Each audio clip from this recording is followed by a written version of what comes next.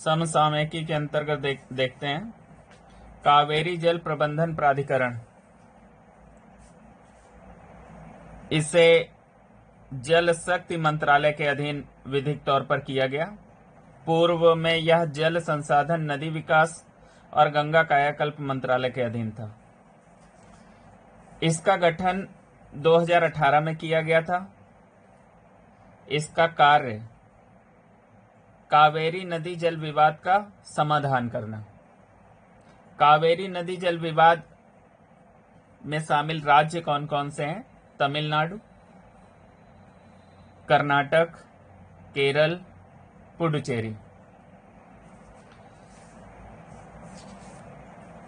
कावेरी नदी जिसे दक्षिण भारत की गंगा भी कहते हैं, इसके संबंध में कुछ फैक्ट देख लेते हैं। कावेरी नदी, इसका बहाव पश्चिम से पूर्व की ओर है और यह भारत के पूर्वी, इसका मुहाना भारत के पूर्वी तट पे कोरोमंडल तट पर है। इसका उद्गम ब्रह्मगिरि पहाड़ी,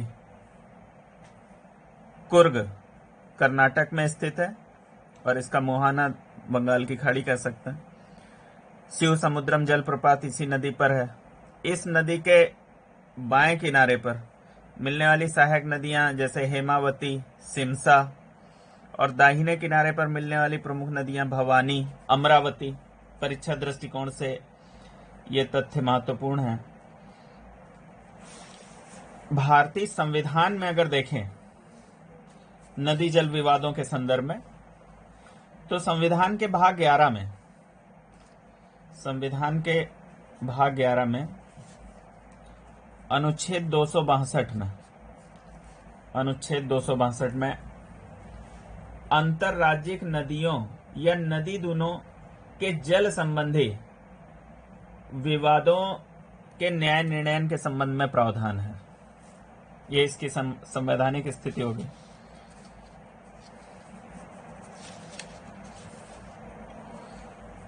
अगला टॉपिक देखते हैं। महात्मा गांधी ग्रामीण रोजगार गारंटी योजना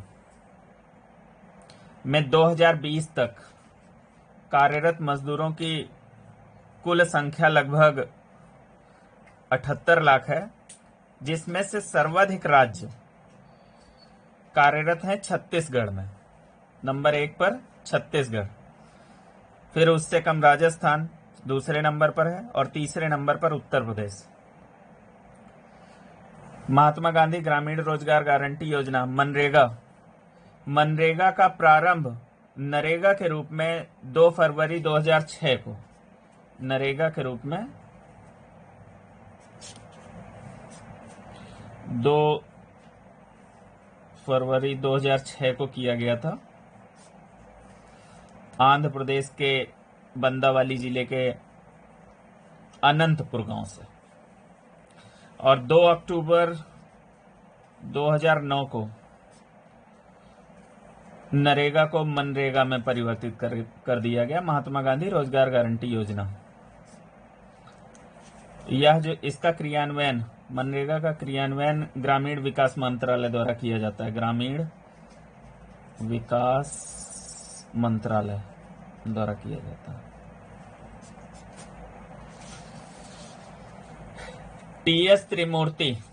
टीएस त्रिमूर्ति को यूएनओ में भारत का अगला राजदूत या स्थायी प्रतिनिधि नियुक्त किया गया है।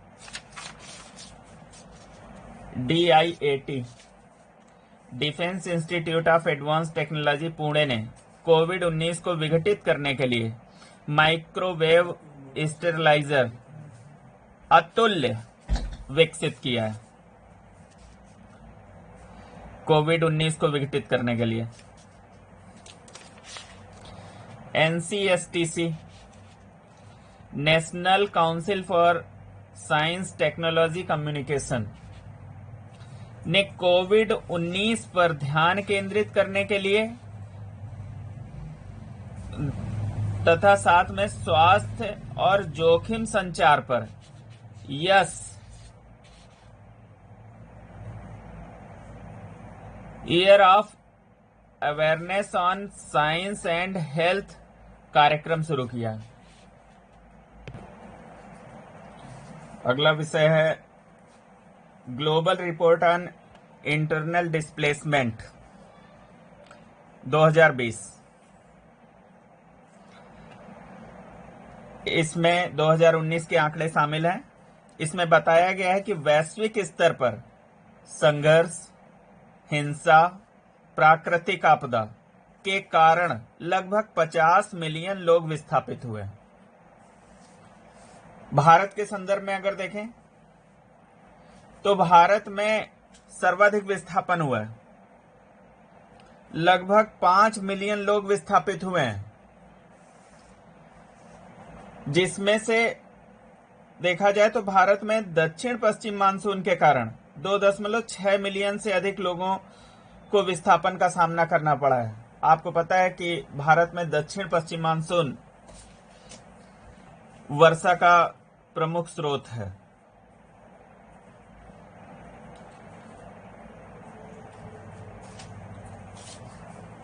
Global report on internal displacement के अनुसार वर्ष 1901 के बाद वर्ष 2019 7वां सबसे गर्म वर्ष था। 2019 में 8 उष्णकटिबंधीय चक्रवातों को भारत का सामना करना पड़ा। उत्तर पश्चिम मानसून के कारण चक्रवात महा से केरल व लक्षद्वीप प्रभावित रहे। बुलबुल से ओडिशा तथा पश्चिम बंगाल के क्षेत्र प्रभावित रहे। इन चक्रवातों के कारण लगभग 1.86 लाख लोग विस्थापित हुए। त्रिपुरा और पश्चिम बंगाल में विस्थापन का प्रमुख कारण चुनावी तथा राजनीतिक हिंसा, जिससे लगभग 7,600 से अधिक लोगों का विस्थापन हुआ। यह रिपोर्ट नॉर्वे स्थित जो global report on internal displacement 2020 है, वो नॉर्वे स्थित इंटरनेशनल डिस्प्लेसमेंट मॉनिटरिंग सेंटर की नॉर्वेजियन रिफ्यूजी काउंसिल जो 1998 में स्थापित है के द्वारा तैयार इंटरनेशनल डिस्प्लेसमेंट मॉनिटरिंग सेंटर का उद्देश्य विस्थापित लोगों का आंकड़ा एकत्रित कर उसका विश्लेषण करना, विश्लेषित आंकड़ों की मदद से नीति निर्माण में देशों की मदद करना, ताकि भविष्य में विस्थापन के जोखिम को कम किया जा सके। दुनिया भर में आंतरिक रूप से विस्थापित लोगों के जीवन में सुधार करना। अब गंगा नदी की स्वच्छता के संबंध में देख लेते हैं। गंगा एक्शन प्लान 1985, नमामि गंगे 2015, इन सब का उद्देश्य था गंगा को स्वच्छ बनाना। लेकिन अभी कोविड-19 के बाद देखा गया है कि गंगा के पानी की गुणवत्ता में पर्याप्त सुधार हुआ। उसके पीछे कारण घाटों के पास स्नान, पर्यटन, मेले जैसी गतिविधियों पर रोक लगा दी गई है। नदी के आसपास की प्रमुख औद्योगिक गतिविधियों को रोक दिया गया है।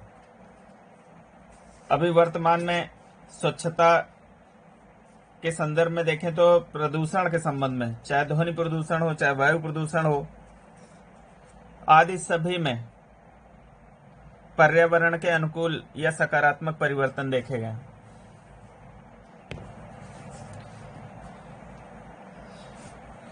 कोविड-19 के प्रसार को कम करने के लिए भारत की पहल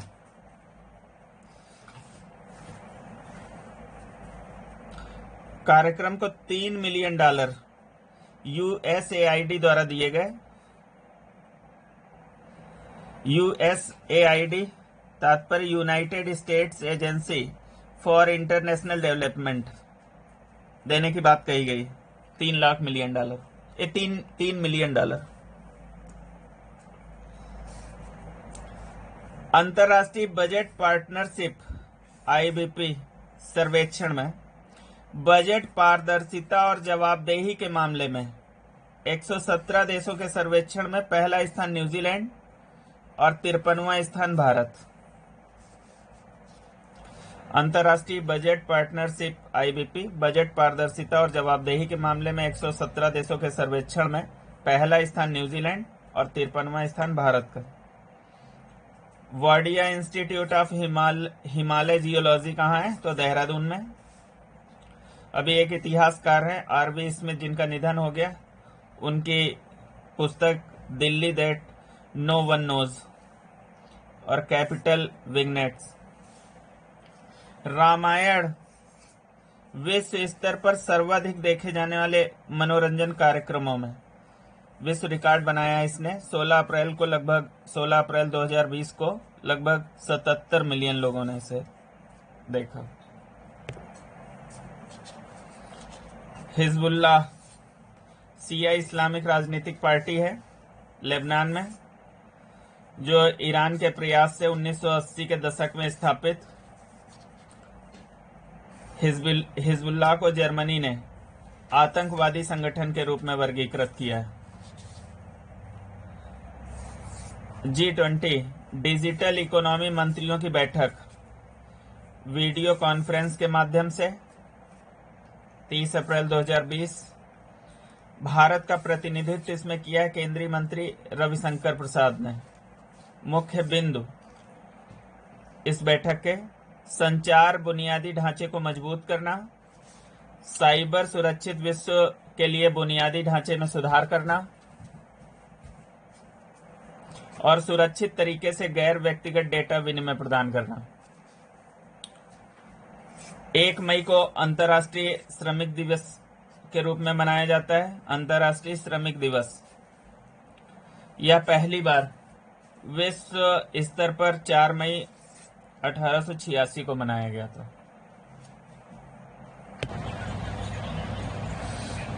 फुटबॉलर सुविमल उर्फ चुन्नी गोस्वामी का निधन हो गया है। इन्होंने 1962 में जकार्ता में एशियाई खेलों में स्वर्ण पदक दिलाया था भारत को। इनकी कप्तानी में यह मैच खेला गया था।